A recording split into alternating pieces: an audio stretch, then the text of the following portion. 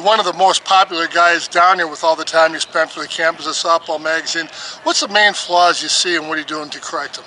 Well, like we started talking, you and I, Bogey, at the beginning of the camp, I think what I wanted to focus on this year was the stride, the campers and their swing and their stride. Throughout the years, I know we've done a lot of different work, you and I talking to the campers, and everything from their load to their swing and the preparation at the plate. But this year, I really wanted to focus on the stride because I think a lot of times people forget the bottom half in their swing, and that's just as important as the top half. Upon the release of the pitch, and when you identify what you want to do with the pitch based on where it's coming, inside, outside, middle, so forth, some people lift that front foot. Some people pick it up and put it down hard. Some people slide.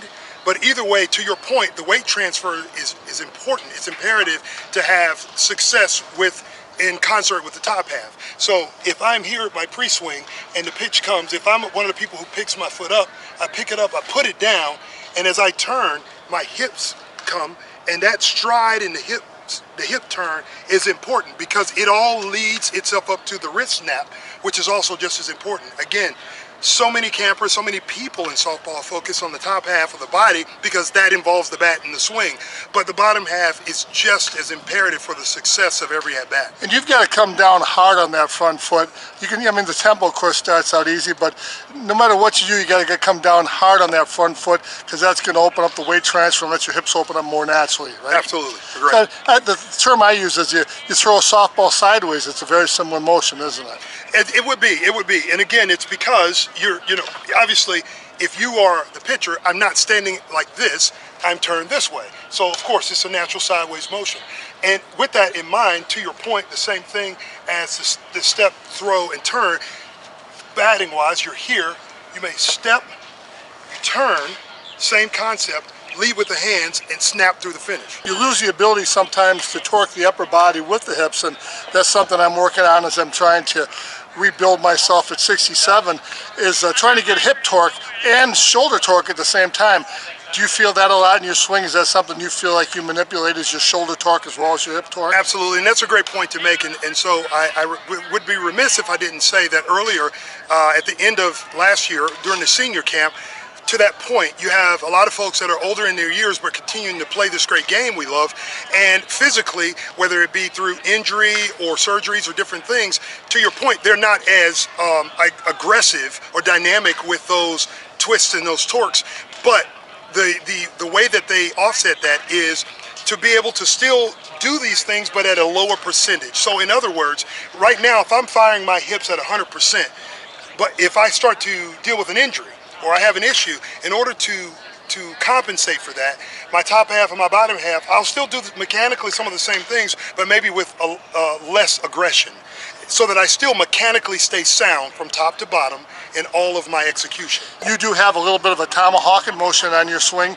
Do you feel like you just throw your hands at the ball as fast as you can and your snap comes automatically, or do you feel like you do a little more manipulation on your wrist? Well, for me, I think it's a little bit more natural coming from baseball to this. I throw the knob at the ball, so to speak, and that's a terminology from baseball. And what I mean by that, if you were to visually see what I mean, when I go, I throw the knob, and to your point, that is why at times it looks like a tomahawk motion, because you see where my hands are. Absolutely. And because it's here, once I follow through, lead with the knob, bat lag, the snap comes, and it's up here sometimes when I attack the ball, which also gives me that cut or that spin that you see a lot of times on whatever your mechanics look like. Consistency with contact is the key, and that's where you work the most to become successful. The difference between your tomahawk and what most pros will say is, most pros will say, in the way I kind of have tended to it over the years, is take the hands as fast as you can towards the ball. And the bat head initially may drop a little bit, but it'll catch up before impact. Scott Kirby demonstrates that very well, but I can see if you take the knob to the ball, it's going to give you a much more radical over the top, and certainly, it's going to work for hitters. They just got to determine which way is better for them, but simply the basics are about the same all the way around. Absolutely. The finish, if you watch some of the best hitters in the country at every level, it doesn't matter recreationally or otherwise, they may start off looking a little different, but they always seem to finish the same. To your point, that's what happens. Whether you lead with the knob, some people have a little bit of a hitch, but when they finish, if you freeze frame some of the better hitters around softball, if you freeze frame their contact with the ball, they almost look identical, because the finish is really where it's at, not so much everything in between.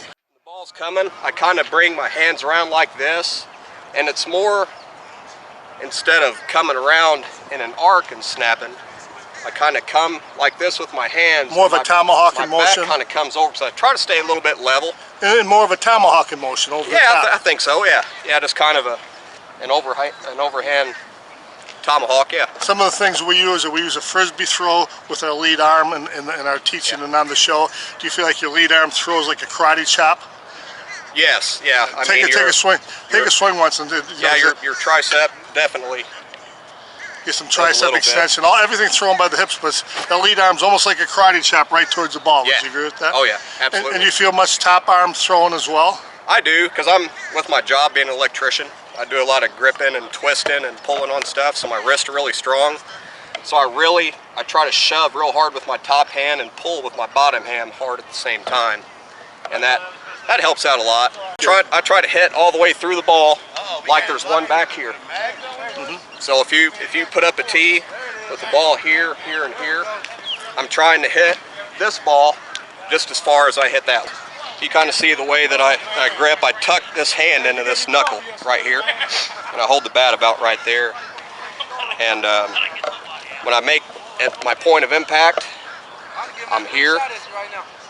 And then after impact, about here I roll, then I release. I'd have to look, but probably right. Tell us what it's like to beat a big field in the home run derby, huh? I'm a modest guy. It feels good though. What were you swinging? Fetty DiMarini, yeah. How heavy was it? 27. 27, it's a half ounce, isn't it? Yes. What do you attribute the big victory here at Softball Magazine? Very prestigious with the field of power hitters. Turn the camera to that guy right there. You don't have a good pitcher, you don't have nothing. So he done a great camp. Excellent job. Great seeing you hitting. Congratulations. Thanks, Bogey. Everybody, let's hear it for Lewis Glidewell with 11 to win today. Way to go, Lewis. Yes, sir.